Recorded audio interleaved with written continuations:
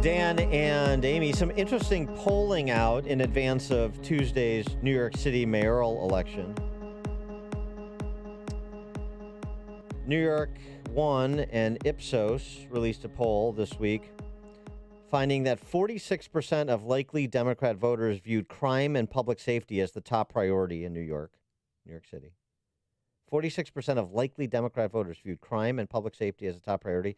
72% said they somewhat or strongly agreed that the police department should put more officers on the street. I thought there was a motion or a movement to defund police.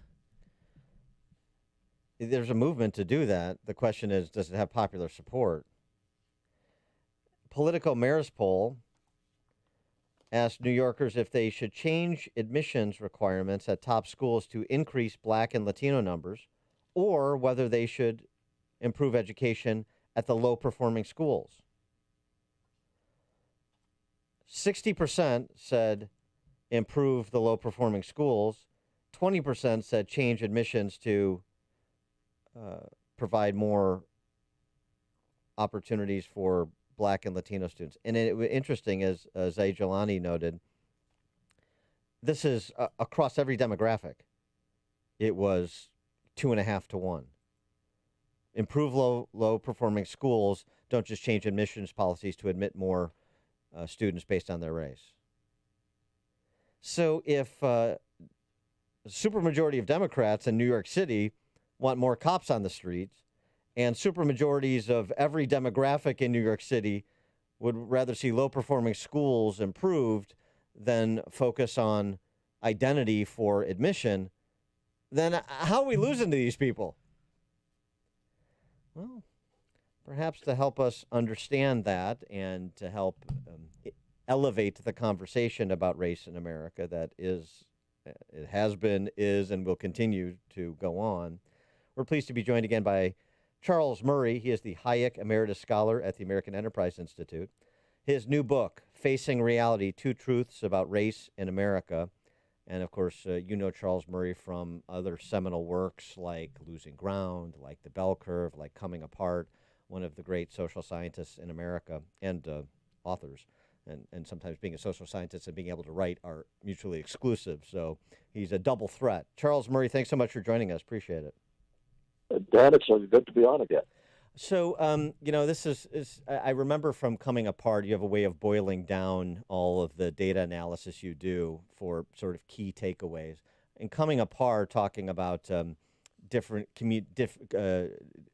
socioeconomically distinct communities.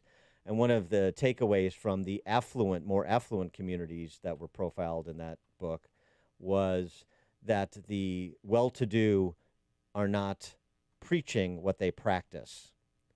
And so you want to look at a successful model of family life and community, watch what they do. Unfortunately, for whatever psychological reason, so many of them are unwilling to champion the decisions they make for other people. And I wonder if we have some sort of dynamic of that sort going on with our conversation about race in America. Yes, I think that's a very good way of putting it. Race is so sensitive. People want to say things that look good, sound good, and what's going on underneath is quite different. Dan, the reason that it's difficult to talk about this, particularly in short chunks, is it's so easy to misunderstand what's going on. Let me just quickly say what the book is trying to point out. The ideal that has framed the American experiment from the very beginning is that you come to the United States, you will be treated as an individual. You will be judged as an individual, that all individuals have equal innate human dignity. And that overrides what race, color, or creed, to use the old-fashioned expression for it. What we are looking at now with critical race theory, but identity politics more generally, is a repudiation of that, where we are now being told that you have to think of people as groups, and not only that, we must use the power of the state to prefer certain groups over other groups. This is 180 degrees opposite from what the nation should be about. And the problem is, and this gets to the race issue, is that there are group differences between blacks, whites, Latinos, and Asians that have social consequences. And here's where things get dicey. You cannot judge how smart a person is by looking at the color of their skin. You cannot judge whether they are likely to be criminal by looking at the color of their skin. There's just too much overlap. Millions of blacks are smarter than millions of whites. And I could go through the same kind of thing for a crime. Here's the problem. The mean is different, and that has social consequences. The mean of IQ is different across groups, and the rate of a violent crime that's committed is different across groups. And we've got to come to grips with that before we say, hey, the United States is systemically racist. It isn't, and that's what I'm trying to demonstrate in the book. Well, Mr. Murray, today in Chicago, our mayor, and along with the Chicago Health Department director, are announcing that racism is a public health crisis in Chicago. This after we had 1,400 plus shootings since January and crimes on the rise and carjacking. So can you explain that? What's the why? Well, when she says that racism is a public health hazard and then talks about shootings, what she needs to do is to talk about who is doing the shooting. It is not whites going into black neighborhoods and killing blacks. On the contrary, you have a situation in which the overwhelming majority of blacks who are murdered, and it's a large, very tragic number, are committed by blacks on blacks. And about 85% in New York City. And so if you say, well, it's racism that's doing that, exactly how is racism putting guns into the hands of black people who shoot other black people? Right, but that's not the problem to confront. Right, and so that's, and that's the same data in Chicago. 85% and 85%, 85% of the perpetrators that are caught, 85% of the victims. But so, setting aside the ridiculousness of racism as a public health, that just sort of CRT talking point, why is it important? Why is it important that we should focus on 85 and 85? Why do we care? We care because right now, well, let's take a look at the police, all right? The police are being demonized because there have been some incidents caught on video which are unequivocally criminal actions by the police. No doubt about that. What we don't see are the thousands and thousands of body camera recordings every day of cops being restrained in the face of people screaming obscenities at them, being restrained in the face of threats to their personal safety, taking extreme measures to help other people. We never see those.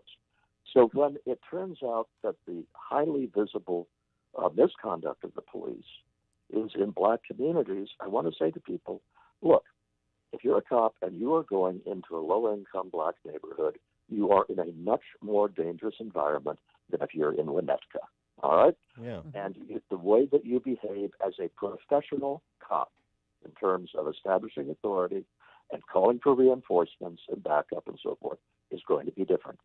And it is that difference in crime rates which accounts for a very large proportion of the difference in the way that the police treat different ethnic groups. We've got to stop accusing cops of being systemically racist when in 90-odd% of the cases, if not more, we're talking about police doing their very best to be professional. And I just want to emphasize here as we continue the conversation, I mean, what you explicitly say, because as you pointed out at the outset, this book and what you're saying is going to be bastardized to say you're saying something you're not saying.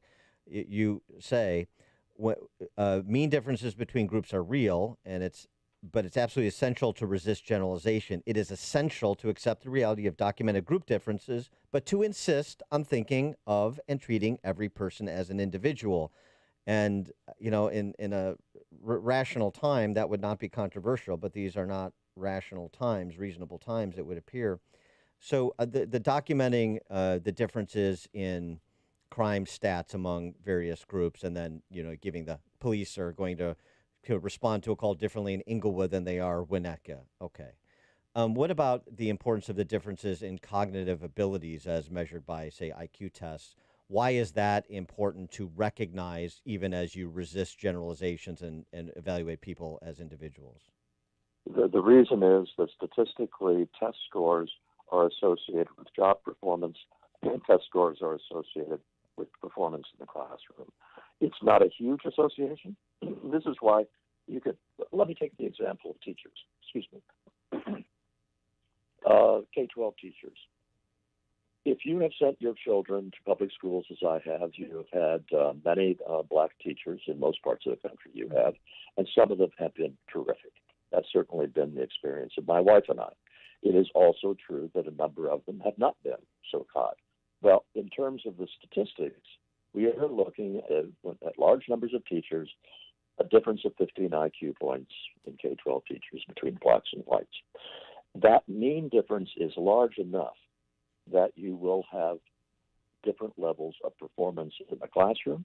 You want to talk about social consequences? One of the social consequences is that parents will tend to take their kids out of schools that have lots of incompetent teachers.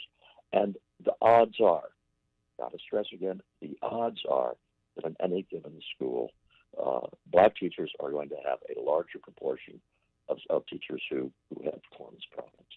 Okay, we don't talk about that. And the result is that, and here's where I get angry. The result is that the inner thought of an awful lot of white people now, when they see a black teacher or a black nurse or a black physician or a black accountant, is this person an affirmative action hire? And if we simply had as our goal to do our very best as employers or admissions offices to ignore the color of the students or the applicant's skin and simply judge everybody on the same criteria, this problem would go away. The teachers in the schools would have virtually equal distributions of ability. You would get rid of this entire underlying dialogue, which is poisoning race relations in the United States, where you've got to take into account the effects of affirmative action, and taking that into account tends for people to make inappropriate generalizations. But Mr. Murray, there's a lot of bad white teachers out there too. Absolutely. And there are a lot of violent whites in terms of crime. And you can take anything I have said, and you should emphasize the fact that there are lots of bad white teachers too. The problem is that it is virtually guaranteed as a statistical matter that if you take 1,000 teachers that are black and 1,000 teachers that are white, and you count up the number that are objectively incompetent teachers, the proportion is going to be higher among the black teachers than the white teachers. That's inevitable if you are hiring people with different levels of qualification as a floor. And the statistical analysis, I mean, what you referenced earlier, the 15-point spread, I mean, that's more than one standard deviation. Yeah, it's about one standard deviation, yes. Yeah. One of the reasons I'm sounding exasperated is that so much of the race problems that we have are artificial. That if we had adhered back in 1966 to the goal of treating everybody equally, a hard goal to realize, okay, I understand that's difficult, but if that had been the measure of our success, if we had not started saying, oh, we want equal outcomes right away, and said, no, what we want is an equal fair shot for blacks to get jobs, for blacks to get into school, for blacks to be promoted, and the rest of that. If we had focused on that, we would be in so much a better place in 2021. It seems to me now, and this is beyond the scope of your book, but it seems to me one of the problems now is nobody really wants to have a substantive conversation. Very few people do, not nobody. Very few people do, particularly from the the identitarian left. And it's not so much even necessarily that they believe systemic racism, that America's systemically racist, hardwired into our DNA, and so forth. It's because it's an economics issue, right? There's benefits, there's admissions to schools, there's jobs and contracts. There's a gravy train here. And so if even as racism declines, there are going to be more calls of things being racist. There's going to be more pointing to examples to buttress the case that of systemic racism, because there's so much at stake in terms of all of the benefits that are conferred based on race. You've set up this entire system to confer benefits based on race, and those people aren't just going to walk away from those benefits. Those people are interested in trafficking in those benefits.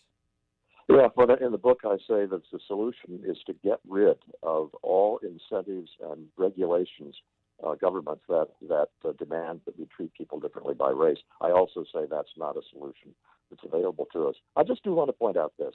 When whites are accused of being racist, whites who are working in the schools or in the police departments or the rest of it, the sad, ironic thing is they are angry for precisely the same reason that blacks were angry in the 1950s. They are not being given a fair shake. They are being judged by the color of their skin. And that was what blacks wanted to end rightfully in the 1950s. And that's what a lot of whites want to end rightfully in the 2020s. It's the same moral crusade in a way. He is Charles Murray, Hayek Emeritus Scholar at the American Enterprise Institute. The book, Facing Reality, Two Truths About Race in America. Charles Murray, thanks for joining us again. Appreciate it. Thank you for having me. Thank you. And he joined us on our turnkey.pro answer line. The stories you need to know to start your day. This is Chicago's Morning Answer on AM 560. The Answer. Hi, I'm Dave Nissen, CEO and President of Mueller CPA. The recent past has challenged us all from many perspectives. Our focus has been first on protecting our employees and second on making sure our clients are properly listened to and served during this economically challenging time. Our attention has been on assisting hundreds of clients and business colleagues in applying for PPP loans under the CARES Act. We are not